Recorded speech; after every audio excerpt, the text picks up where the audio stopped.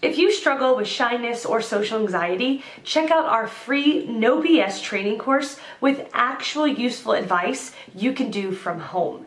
None of that just get out there nonsense. The link is in the description below. For now, let's get to today's question. The question, what is the worst part about having social anxiety? Answer by Jim Musanti. Let me answer as someone who still has some inclination towards social anxiety. It was very dysfunctional decades ago. Today, even after decades of reframing my experience, here is how it usually goes. Hope that helps. Answer by Rebecca Knowles. There are many downsides to having social anxiety. 3. I get anxious before social events with people I don't know, occasionally to the point of nausea and headaches.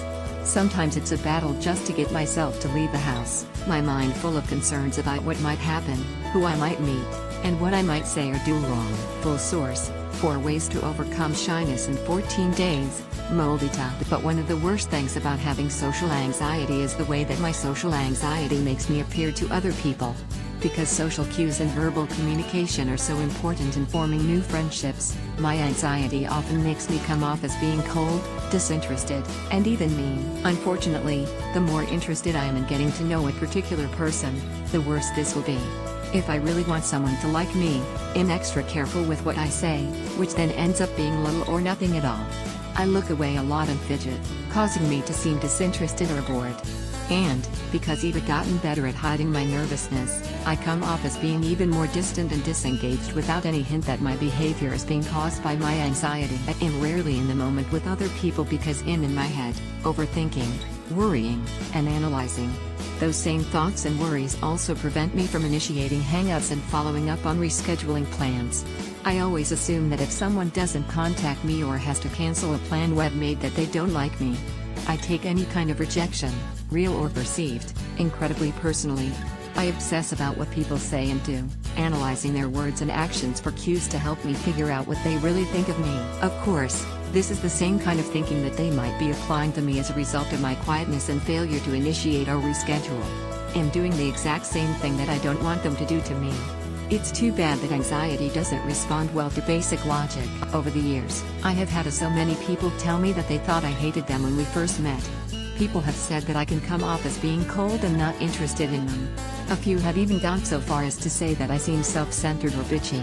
Words like quiet, shy, and reserved are often used to describe me. The thing is, I'm usually interested in the conversations I'm having, and I very rarely dislike someone. Once I get to know a new person, it doesn't take me too long to get over that initial block and open up to them. I'm not reserved at all with people who I feel that I can trust, at least on a basic level. Once I'm comfortable, I might even share too much. But getting to that place can be challenging. A lot of miscommunication and misunderstanding can happen in the meantime, ending a burgeoning friendship before it even begins. 3. Being upfront and honest about my anxiety helps new friends understand me and my behaviors a little better. I let them know that I might be quiet at first, but that I get more comfortable as I get to know someone. Perhaps because of my social anxiety and awkwardness, I usually only have a few close friends at one time. It's not easy for me to initiate conversations in groups or at parties, or in any social situation, really. My friends end up being the people who give me the benefit of the doubt, or the people who I push myself to communicate with enough to clear up any misunderstandings. So, if you ever notice someone being quiet, shy, awkward, or reserved, don't automatically assume that they're self-centered, mean, or dislike you. It's entirely possible that they're really just nervous or struggle with social anxiety. When someone makes me feel comfortable, accepted, and shows an interest in talking to me, it goes a long way in lowering my guard and easing my fears. It helps me to feel confident enough to let go and be myself.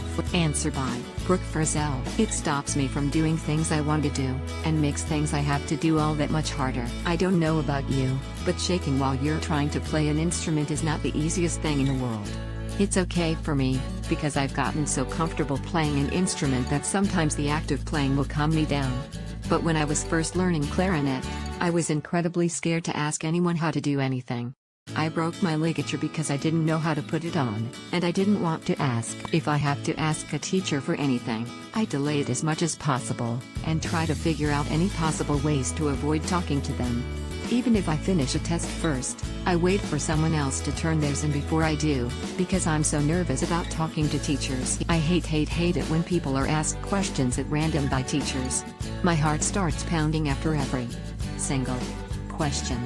Even if I'm not called on, it takes a while for my heart to get the memo.